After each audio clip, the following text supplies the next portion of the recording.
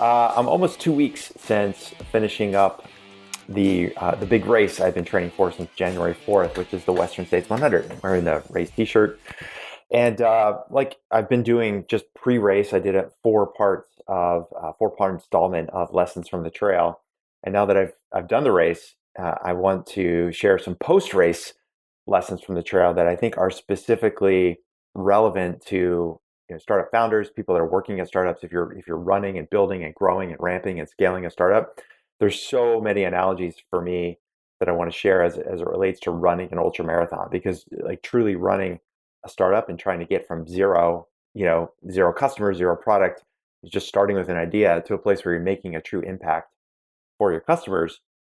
It's feels like a sprint all the time. You're always sprinting from one phase to the next, but really it is an ultra marathon because that journey is long and arduous and ups and downs and lots of obstacles along the way. So here, what I'm going to do is just go ahead and kick off. I've got over the last couple of weeks, I've been jotting down lots of ideas, sketching them out, and I've really kind of condensed these into 10 specific lessons that I want to share with you. Lessons from the trail, startup lessons from the trail. I'm not going to get through all 10 in this first installment. We'll probably get through about 3 of them, and then I'll just do a couple more of these as we roll along. So if you're listening to the podcast, you can go back and listen to some of the previous episodes from the pre-race lessons from the trail, and you might see some commonalities here and as a running theme. If you haven't listened to those, that's fine too. I definitely would encourage you to listen to them, but it's not required that you listen to them in order to get anything out of this, this particular podcast. And if you're watching here on LinkedIn, then you can go back on my LinkedIn feed and watch the previous LinkedIn Lives that I've recorded on this. Okay, so why don't we go ahead and dig in? So I'm doing this in video format as well. So maybe you're also watching this on the YouTube channel, the SalesQualia YouTube channel. So I would just switch my screen so that we can look at the slides that I put together. So what I'll do is just spend a couple minutes just describing the race a little bit and the ultramarathon, the Western States 100, just to give you some context for this particular race and how I then moved into how we then going to move into lessons from the trail. So the Western States 100, if you're watching online, you can see the map here, and I'll just describe it for you. That it starts in Squaw Valley, up in Lake Tahoe.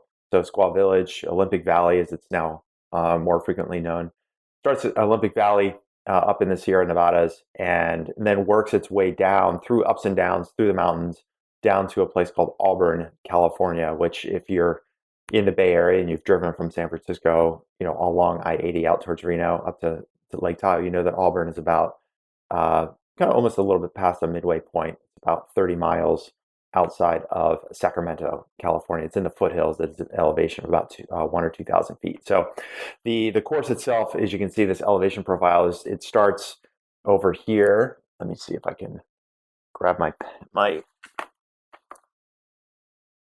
iPad pencil. So we're reading here from left to right. And again, if you're just listening in, what I'm doing is circling the starting point, which is about 6,000 feet. And the very first thing you do in this race is you climb up 2,500 feet over the top of the peak of Squaw Valley up to a place called Watson Monument.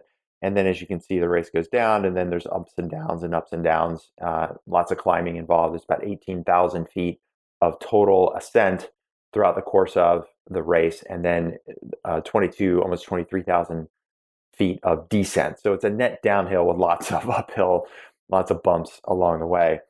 And one of the big things about this race was that this is, like, frankly, could very well be a once in a lifetime opportunity. This race is considered one of the most prestigious, if not the most prestigious, ultra marathon. It may not be the toughest one for sure. There's much more difficult ultra marathons out there on the global circuit. However, this is the oldest 100-mile race, and it's oftentimes the one that most people that are doing ultra marathons, they have this on their bucket list. And so, the difficult part about getting in this race is that this past year, going in for the 2020 race, which was canceled now, the 2021 entrance, there were over 7,000 people that wanted to get one of 300 plus spots in this race. So there's a lottery system that's based on how many races you've done and for how long you've been in the lottery. So it's very, very difficult to get in. I was able to get a spot because our running club runs an aid station. And as part of the reward for running an aid station every year, we get one spot in the race, which is then allocated out to one of the club members based on merit. I've been very active in the club and active in the trail running community. And so I earned that spot through a lot of community service and personal time um, in the sort of racing community and in the local running club. So that's how I got in. Now, given that this is a once in a lifetime opportunity, I also, it wasn't enough for me to just go ahead and finish the race. You have 30 hours to complete the 100-mile race. One of the things I wanted to do was complete this race in under 24 hours. So if you finish the entire race in under 30 hours, you get a bronze buckle, which is really cool. It's like a way of commemorating the experience you've gone through. And if you finish in under 24 hours, you get a silver buckle. My dad always jokes and he's like, "Wow, son, you run 100 miles and you get a buckle. Like, congratulations." It's really just a symbol of the hard work that goes into running these races. And so one of the things I decided is that, given my experience in ultramarathons and the fact that I know the trail pretty well, I really wanted to gun for this 24-hour time period, this sub 24 time. And so what you're looking at on my screen here, and for those listening in, what I did is I wrote on a piece of paper 23, 59, 59. 23, 59, 59. And I put that on my bathroom wall. So every morning when I walk into my bathroom to shave and get ready for the day, I look at this number. Every time I'm walking into that bathroom, it's there in front of me. And it's a reminder to me, like, am I doing something every day to hit this target of 23, 59, 59 or better? And where I got this idea was through a book called Leading with Character by Jim Loehr. So Jim is a sports psychologist and a coach to many athletes over the course of the last few decades. And one of the athletes that he coached was a guy named Dan Jansen. So Dan Jansen is a speed skater. Some of you might remember, depending on your age, in the late 80s and early 90s, Dan Jansen skated the 500 meter and 1,000 meter races. And one of the stories behind Dan Jansen is that right before one of his Olympic races, like the day of his Olympic races, he found out his sister had died from cancer. And in that race, he was the presumptive gold medalist, and he was supposed to go out and win this race and win the gold medal. But now he's dealing with this traumatic event in his life, and unfortunately, in that race, he ended up falling on the ice and didn't finish the race, and so he had to wait another 4 years. And he started working with Jim Loehr, and one of the things that Jim told him to do in his morning journal every day is he said to you, "I want in your training logs for the remainder of your time, I want you to write 35.99, and I want you to start believing that will be possible for Dan Jansen before the end of your career." So the reason 35.99 was significant is because that means what Dan Jansen was gunning for was to break 36 seconds in the 500 meter skate. So nobody had ever done this before. It was a barrier that nobody had broken. It's sort of like the 4-minute mile in running. And so every day in his morning journal, Dan would write down 35.99, 35.99. And so as I read this book, and I've gone through the workbook related to the book Leading with Character, I got this idea. And so I wrote the 23, 59, 59 on that sheet of paper and put it on my bathroom wall, my mirror. And I also, in my morning journal, I do morning pages every morning. I wake up and I write a couple pages of what's in my mind and what am I thinking about and what's the day going to look like and what are my worries and anxieties and concerns and what I'm excited about. It's just a practice I've picked up over the last 10 years. And so one of the things I've done in my personal journal was I would write down 23, 59, 59. And I would write that oftentimes repeatedly just across the page, 23, 59, 59. And it was just a way for me to remind myself, like, this is the goal. This is what I want to do. And it's a way to really, for me and my psyche, as I'm setting up the day, to think, okay, what am I doing today? What is one thing more that I can do today that's going to help me get closer to that big, hairy, audacious goal of 23, 59, 59. And I'll talk more about the historical success rate of runners in the race. And there's typically between 300 and 400 runners in this race, and there's certain percentages of those runners that tend to finish under 24 hours. And so for me, given my history in ultra running, it was going to be a stretch. I knew it was going to be a stretch. I've run 100-mile races in the past.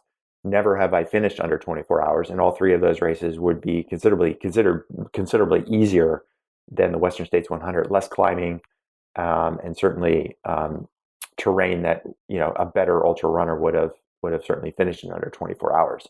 So even though I've been very experienced in ultra running, I've never been that fast. I've never been fast enough to break 24 hours. So here I decided I was going to break 24 hours, at least go for this sub 24 hours in this very difficult race. Not the most difficult race out there by any stretch, but certainly very difficult with 18,000 feet of climbing and working through some altitude in the early 30 miles of the race. So that was that big, hairy, audacious goal for myself. And so this leads into some of the lessons from the trail. And before I do that, this one quote that I've repeated many times on the podcast or LinkedIn Lives. I mentioned this in some of my posts here, whereas the struggle is guaranteed, success is not. The struggle is guaranteed, success is not. I first heard this from Tom Bilyeu, who was the founder of Quest Nutrition. So if you've ever eaten a Quest bar, in fact, I have a cookie wrapper. I just ate one this morning.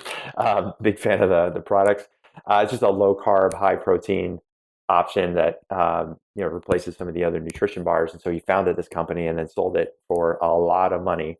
And so he struggled with this company for a long time. And now as a podcaster and a speaker, one of the things he often will talk about is that when you set these lofty goals for yourself, it's guaranteed that you are going to struggle. It's guaranteed it's going to be hard.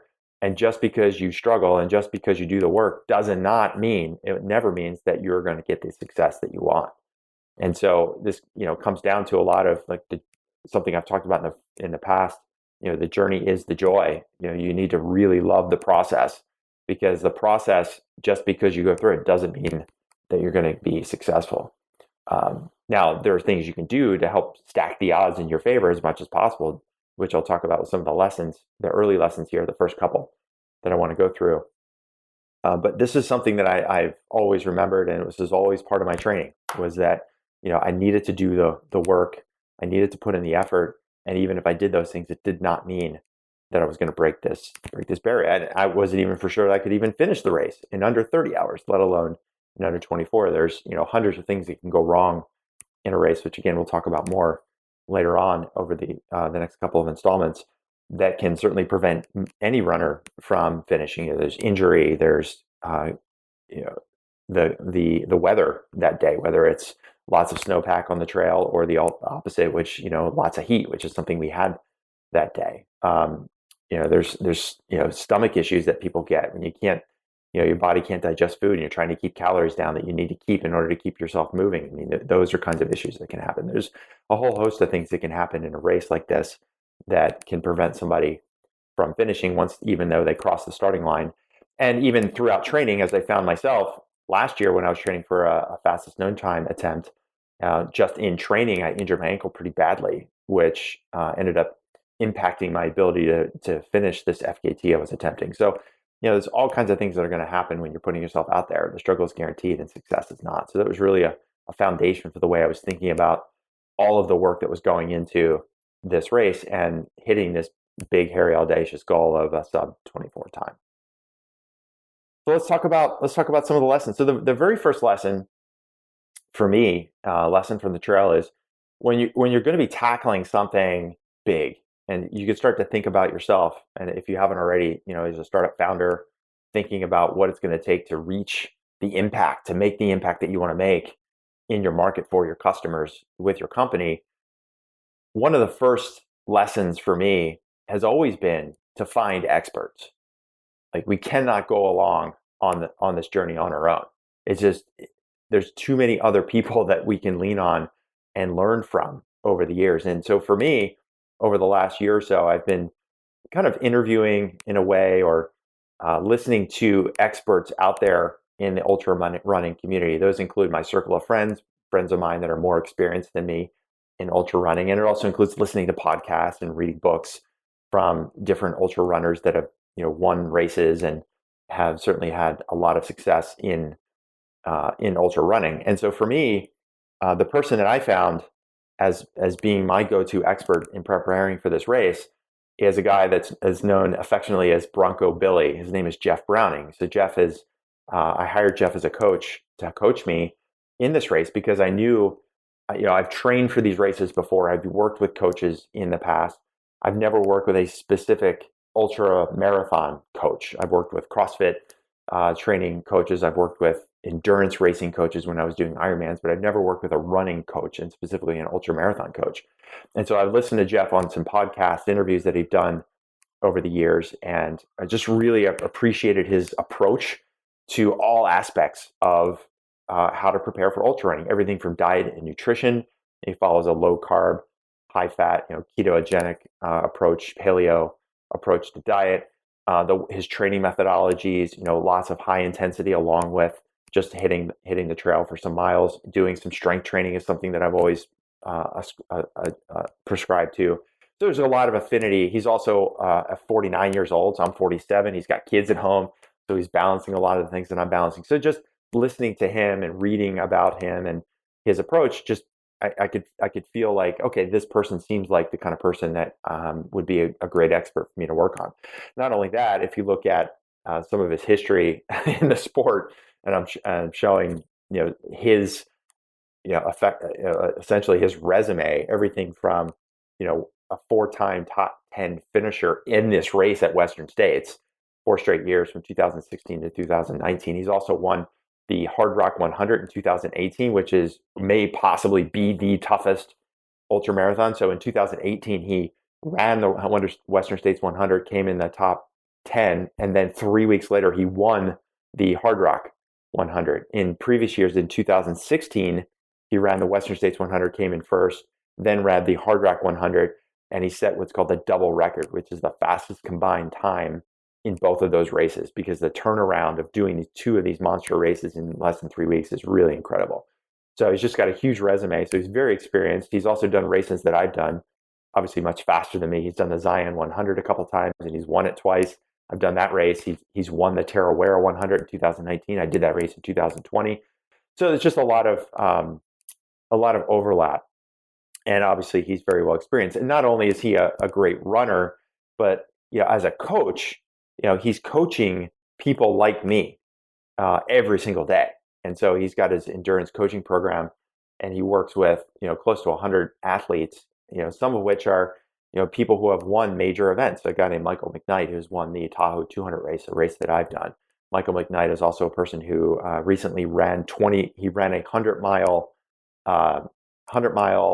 course without food. He did the 100 miles without any calories. He just drank water, had sodium, and he had trained his body to be fat adapted, so he could use the fat in his body as a way to fuel that run. And so Jeff's his coach.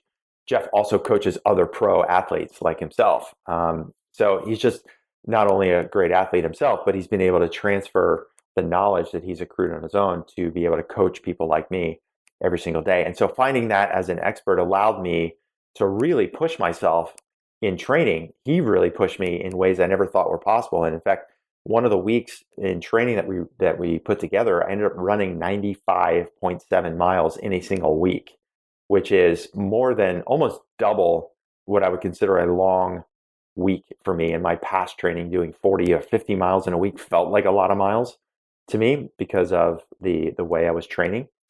He was able to help me gradually move up to doing almost 100 miles of training in a given week. And that was a week of 95.7 miles after doing, for the previous 5 weeks, I'd done over 60 miles a week. So like finding this expert and really helping me to identify what's possible, like putting together a training program, working with him on a weekly basis to figure out like, how am I feeling? How's my body responding? What are my times? Am I trending up in some of the same courses that I'm doing, some of the same runs every single week? Am I getting in enough elevation gain every single week? So all of these things, when you find that expert, could really help you to achieve the kind of goals that you want to get. And again, there's no guarantee that just because I hired Jeff and did what he said, that he never guaranteed he's going to help me break 24 hours. Is all designed to help me get as close as possible, to remove variables, to stack the odds. And so for you and your startup, when you think about finding experts, I think one of the greatest things about being an entrepreneur is that many times we are self-reliant. and we say to ourselves like, hey, I can do this. We see opportunity and we're willing to put ourselves forward and take advantage of that opportunity. It's oftentimes feels like a solo journey. And what's really critical is that we leverage the expertise of other people around you. And that expertise might be investors that you've worked with. They might be people that you can find like me in the sales world and say, hey, this person has gone through this journey a couple of times, taking early stage startups into growth stage and helping them ramp up sales. What can I learn from this person? What are some things that I might not even be thinking about? What are the unknown unknowns on the sales side of things? And the same goes across all parts of the business. It could be around finance. It could be around product development. It could be around hiring and recruiting and finding engineers and managing those engineers. Like, there's all different parts of your business. It's impossible for you as a startup founder to be an expert in all areas of running your business. Everything from, capital raising to building product to selling product to managing team. There's like no one person is ever going to be an expert in those things. So one of the things you need to be able to do is really, drop the mask, and tell yourself like, look, I'm going to, suck it up here and not feel like I've got to know everything and figure things out on my own. There are experts out here who can help me. And let's find those mentors. Let's find those coaches. Let's find those expertise that can help me, because those are the people that are going to help me achieve and get at least, they can never guarantee that I'm going to hit the outcome that I want to hit, but they can certainly help me remove variables. They can help me prepare. They can help me plan. They can help me do and get closer to that goal than I would have gotten on my own. So that's like the number one lesson for me throughout my racing career. And even in my professional career, I've worked with experts, both business coaches, in a couple of different parts of my life. And certainly with SalesQualia, I've worked with and still work with business coaches to help me make sure that I'm becoming the best leader I can be and building the best company that's possible. And also in my racing life, I've had endurance coaches as part of my racing life when I was doing Ironman triathlons. I've had them when I was doing other races. And again, as I mentioned, this is the first time I've hired and worked with an ultramarathon coach. And in all of those cases, when I found those coaches, they all helped me achieve things that I would not have been able to do on my own. So number one lesson for me, lesson from the trail, is go and find experts. Go and find experts. So just taking a little drink of water. All right, so let's talk about lesson number 2. So I set this big goal, 23, 59, 59, the big hairy, the BHAG as it's known. And that's important. Like, you got to set the vision. You got to set the goal. You got to say, like, this is the thing I'm gunning for. That's important. The second thing you've got to do, though, is you got to do the work, right? Just saying, oh, I want to have this outcome. I want to be the market leader in this particular industry for this kind of product it's a wonderful, vision. It's a wonderful mission to have. But you got to, once you set that vision, you got to figure out how do you fill the gap from where you are to where you want to go. And the way you do that is to do the work. You've got to be willing to do the work. And I'll talk more about that, specifically as it relates to startups and sales in just a couple of minutes. For me, as I was preparing for this race, I've often used January 4th as kind of the beginning of my training for this particular race. It's really a race that I've been preparing for the last, almost 7 years since I decided I wanted to get into this race and do this race. But really, specifically for this race, the training began for me on January 4th. And when I talk about doing the work every single day, I've done other videos and I've done other podcasts about, getting up early at 4 a.m. and going out on the trail on a Wednesday morning. I've talked about, in one case where I did 5 workouts in 50 hours, just 2 a day workouts for a couple of days in order to get myself, to that next level. And when we talk about do the work, there's lots of different ways that you can do the work. And this is a part of where a good coach comes in. One of the things that Jeff had all of his athletes do in March is what he called the March Madness Giddy Up Strength Challenge. So as just, running is of course part of the training, nutrition is part of the training, mobility is part of the training, so is strength. And so one of the things he did in March is he said, look, I want all of you all of my athletes, I want you to do this March Madness every day. It's at least 20 minutes of strength and conditioning. And so he put together a regimen of core body work, abs and your core, as well as legs and glutes, to get your legs stronger, to get your core stronger. So it included things like crunches and sit-ups and oblique presses and wall sits and calf raises and planks and step back lunges and all these, basically all body weight movements. There were no weights involved, no barbells, no dumbbells involved. It was all body weight stuff. And he basically gave us this checklist. He said, every day I want you to do these things. And that's what I mean by doing the work, because when you commit to doing something like that every single day, to do the full circuit takes about 45 minutes. He said you could substitute a 45-minute doing the full circuit with at least 20 minutes of other strength work. But the idea is like committing to do it every single day. And in that commitment of every single day is really about, making the time. And in some of those cases in March, March is a really busy month. Lots of months are busy when you're running a business. But for me specifically, when I'm running my business, March is a really busy month for us. And, we've got companies that are coming out of Q1. They're starting to close some funding. They're thinking about the rest of the year. They're oftentimes have early in the year board meetings, and they're trying, the board has decided, like, look, you got to get some help with sales. You got to figure out how to get some more repeatability. And so March just tends to be a really busy month for us. And so when it comes down to doing the work, oftentimes that meant like between Zoom meetings, I'm doing planks on my office floor. I'm doing crunches. I'm doing 4 or 5 exercises in the 5 minutes or 10 minutes I have between meetings right there on my office floor. It just means doing the work. It would mean sometimes getting up really early in the morning, doing a run early in the morning, and then in the afternoon, oftentimes when I might least feel like, after being drained from the day and sitting on Zoom with Zoom fatigue and managing my son from home and his school, and my wife and I balancing her work and my work, sometimes it's 4:30 in the afternoon. The last thing you feel like doing is hitting the garage for 30 or 40 minutes to do, air squats and planks and wall sits, right? But doing the work means like, hey, I'm committed to doing this. And doing the work means you're going to do that kind of work every single day. Another example of like doing the work is, after building up several months of training since January, one of the kind of hallmark training runs that a lot of people do is a run from a place called Forest Hill to a place called Last Chance and back. So it's about a 37-mile run, and it includes about 10,000 feet of elevation change. And, two friends of mine, we talked about doing this run way back in March. We said, hey, in May, when we ramped up our training enough, we want to do this run as one of our big training runs, and gearing up for that and spending all day on the trail, putting yourself through 37 miles, more than a third of the race, just to go out and see the trail and see those climbs and put together, a day that's going to simulate race environments. That's another example of doing the work.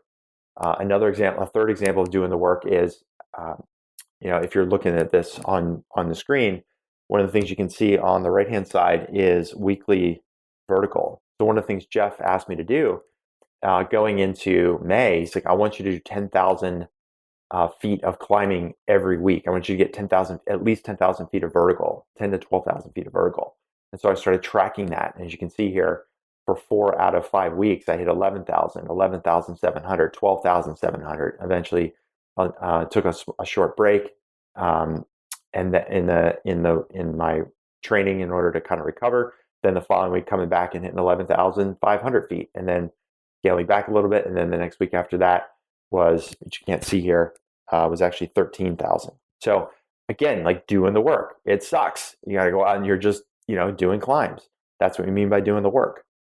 Here's an example of 1 week in May where I'm doing multiple workouts. This is the week where I did 95.7 miles, 95.8 miles in total training. The last thing I'll share in terms of doing the work, I've got the number 45 here on my screen. So why the number 45? Well, I went back since March 1st, since that March Madness challenge, and I looked at how many days of training did I do at least 2 workouts in a day. So a run and strength, or 2 runs in a day. And from March 1st through into early June, there's 45 days where I did 2 workouts a day. Like that takes some work, right? And it's just committing to it and doing the work, even when you don't feel like doing it. And an example would be like doing a 7-mile run in the morning and then a 45-minute strength workout in the afternoon. Or in some cases, maybe doing a longer run on a Wednesday where I did 12.5 miles in the morning and then 45 minutes of strength work in the afternoon. Like this is an example of doing the work. And this means for you as a startup, when I talk about doing the work, again, like set the goal, set the big expectation, set the big, hairy, audacious goal of, being the market leader and inventing an entire new category. Those are important, but you got to do the work every single day. You got to do your prospecting every single day. You got to do your lead generation. You got to review your sales calls to figure out how you're doing and how you can improve. You've got to go out and talk to your current customers and ask them what do they like and how can you improve. You've got to be able to look critically at what you're doing and saying, like, am I doing enough? Am I doing everything I could be doing? And this, of course, folds into why you want to find experts, because a lot of times just doing work doesn't mean that you're doing the right work or doing enough work, right? There's the difference between staying busy and working on doing your busyness versus working on the business, right? So you got to do the work every single day, even when you don't feel like it. If it's the end of the day and you haven't done your 20 prospecting emails, or you haven't done your 20 outbounds, or you haven't done your cold calls that week, even when you don't feel like it, especially when you don't feel like it, that's when you got to do the work.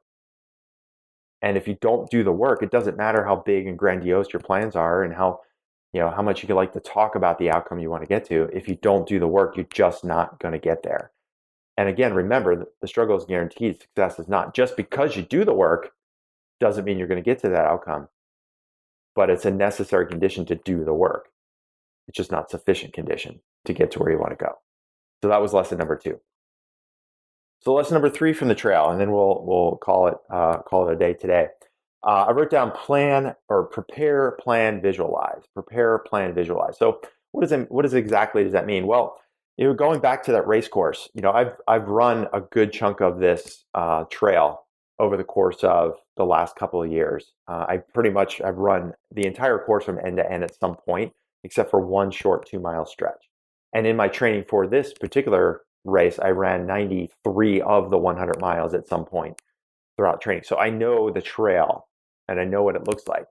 And one of the things that Jeff encouraged me to do is to constantly visualize running the race. Visualize what it's going to take in order to hit that sub 24-hour time. And and when I use the word visualize, I'm not just like magic juju kind of like, oh, just like, visualize it and it will come true kind of thing. It's more about getting your mind ready and seeing and rehearsing mentally. What's it going to be like in that hard climb when you're coming out of El Dorado or you're coming out of the climb at Swinging Bridge up to Devil's Thumb? It's in the middle of the day. It's going to be close to 100 degrees. You've got to climb over 1,500 feet in less than a mile and a half. Like, it's going to suck.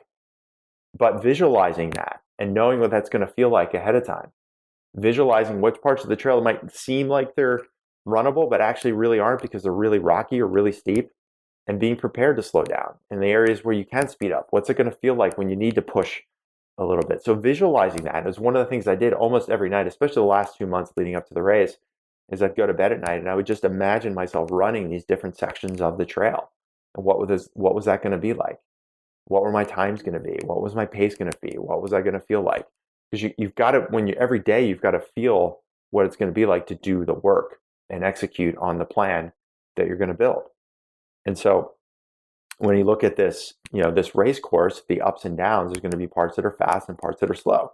And one of the things I did in order to plan and prepare is, because I've done so many parts of the trail in training, I know roughly what my pace is going to be in each of those sections.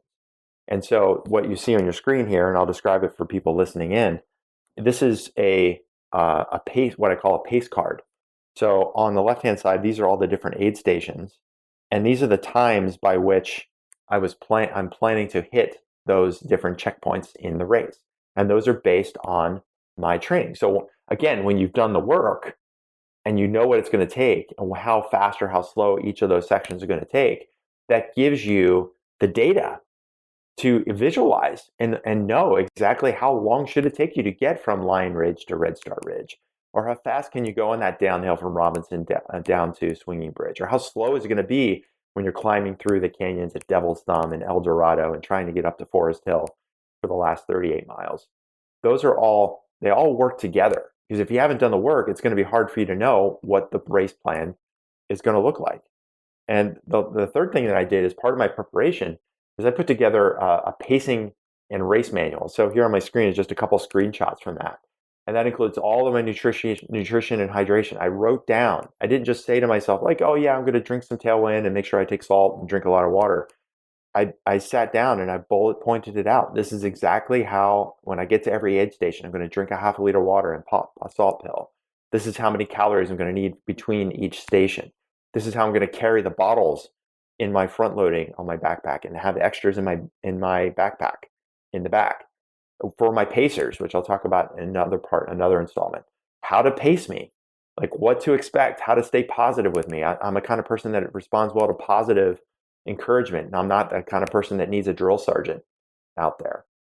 Explaining to my pacers, like, hey, I have a tendency to do what's called Superman, which means you kick a rock and you end up falling over. And this is why I have a brace on my wrist right now. 2 weeks after the race, my wrist got pretty messed up because I fell a couple times. Telling my pacers, like, hey, this is going to happen. And when this happens, you're not allowed to ask me, am I okay? My job as the runner is to get up, dust off, make sure I'm okay myself, and then keep moving. So again, like planning and preparing for every possible detail in the race is critical. And it's the same when you think about your startup, when you think about growing your sales, and you talk about preparation and planning, like going into every product demo. Did you really prepare? Did you rehearse for that demo? Did you collect all the needs from the key buyers that are going to be in this meeting to make sure that your demo is about their problem and not the product? Are you doing the right account planning? Have you gone through LinkedIn? Have you gone through the org chart? Have you read through the annual reports? Have you read through the press releases? Are you really clear about the director level objectives that your customers, your target customers, want to get to? Are you prepared? Have you planned? Have you visualized how that demo is going to go? Or have you talked through what happens when you're going to get the objections that you know you're going to get? Not just, and I talked about this in some of the pre-race lessons from the trail. Not just like, oh, if they ask us about, integrations, I'll just tell them about our API docs. Like, no, that's not enough. You got to sit down and script it out and make sure that they're clear about what is an API, what are SDKs. Do your customers really know what those mean? Walk them through. Walk yourself through how you're going to answer every single question and objection. Going into every meeting, what are the outcomes that you want? What are the next steps going to be? What are the open loops and the next steps coming out of every sales meeting? Have you sat down and planned that and prepared that and visualized that? Because you haven't done that for the sales call, the chances are it's not going to go the way you want it to go. And the same with interviewing and recruiting. Are you prepared? You're going to go out and hire that VP of sales, and you're working with a recruiter, and the recruiter put this person in front of you that you think could be a good fit. Have you planned for that? Have you prepared for that? Are you willing to put in the time and the effort to make the most out of that interview, to really recruit that person, and also make sure you're asking the right questions to that person to make sure that they're a good fit for you? So planning and preparing and visualizing is all part of that sales process. It's all part of that company building process. And if you don't make the time to do these things, if you don't sketch out every single detail that you can think of, if you haven't really visualized, like, what's it going to take for me to get to these different checkpoints by when? What's that course going to be like for us? What's this next section of the journey going to be over the next 6 months, the next 9 months, the next 12 months to get us from $1 million in sales to $3 million in sales, or to get us from 100K in sales to the first million? What's it going to take for us to get there? Have I planned? Have I prepared? Have I visualized what that's going to be like? And then have I communicated that with the team around me? And so these first 3 lessons, finding experts, doing the work, and then planning, prepare, and visualize, you can start to see how they all come together. Because the experts are going to help you figure out what is the right work. And then when you do the right work, that's going to help you plan and prepare and visualize for those sales calls on how you're going to do your outbound strategy to get more leads, to think through customer success and implementation with all of your customers and all of your prospects. That's helping them visualize a view of the future, what it's going to be like, and how you're going to help them get successful and reach the objectives they want to get, and the objectives that you're promising them as part of your sales. So these first 3 I kind of like to group together as the first 3 lessons from the trail. So I think that's a pretty good stopping point for now. I'll probably do 2 or 3 more of these, part 2, part 3 in these post-race, because you can see, if you've listened to some other podcasts, you'll see some similarities in the themes. And, this whole idea, like, you're running your ultramarathon. When you're running your business, you're running your startup, you're growing your startup, you are running an ultramarathon. And there's going to be ups and downs. There's going to be peaks and valleys. And you've got to be prepared to go fast when it's time to go fast. You got to prepare be prepared to go slow when you hit those big climbs or those you hit those dips. Just know that's all part of the journey. No ultra marathon that's worth doing is going to be an easy course. The reason that I wanted to do this race is because it is hard, because it is prestigious, because it's one of those things that, as you're doing ultra marathons, you want to just do any 100-mile race. You want to do the hard ones. You want to do the ones that are the big challenges. And for me, this is a big challenge, and there's going to be ups and downs and ebbs and flows. And by finding experts and doing the work and planning and preparing and visualizing, that's one of the things that helped me to get closer to that goal that I wanted to hit of a sub 24 time, not just finishing the race, but doing it in under 24 hours. So in part 2 and 3, we'll talk more about the specific race itself. Now that we've gotten me, talked about all the planning and preparation and training that's going into hitting the starting line, that in itself is a big goal, because there's 100 things that could happen that would prevent you from getting to the starting line itself, let alone running the race successfully and hitting that finish line down the road. So listen, if you've gotten this far, if you're watching this on LinkedIn Live or you're listening to the podcast and you want to get some help with some of this with your startup, maybe you just need to you feel like you're at a place where you need to get some expertise. You need to figure out what the unknown unknowns are, or what the known unknowns are, or the unknown knowns, however you want to think about it. But you just don't know how to actually build the process that's going to take that and help you make that big leap, or help you take that next step in your journey. Maybe you just need help with planning and preparing and figure out what does that next section of your journey look like in your startup. So if any of this is resonating with you and you want to get some help and you just want to get somebody, a second set of eyes on your plan, on your ultra marathon, then chances are, either I or somebody on my team can help. So one of the things that we do every single day at SalesQualia is help early stage, growth stage companies to ramp up and scale up their sales process. So if you want us to have a look at your situation, brainstorm some ideas, help you figure out if or how we can help you out, then all you got to do, if you're watching this on LinkedIn, you can just comment below and type the word journey, and I will reach out to you and make sure we get some time on the calendar. You can also DM me here on LinkedIn, send a message, or you can shoot me an email, Scott@SalesQualia, sales, QUALIA.com, SalesQualia.com. You can just type the word private or even the word journey into the email. That just lets me know that you've listened to this particular episode and you want to get some help with your journey, your ultramarathon as you're ramping up and scaling up. And again, we'll get some time on the calendar and figure out if or how we can help you out. Look at your situation, brainstorm some ideas, and then put together a plan, and then decide if it's a good fit for us both. All right, that's it for now. Thanks so much for tuning in, listening in. Really appreciate it. Looking forward to the next couple of installments and these post-race startup lessons from the trail. And in the meantime, this is Scott Sambucci signing off. I'll see ya.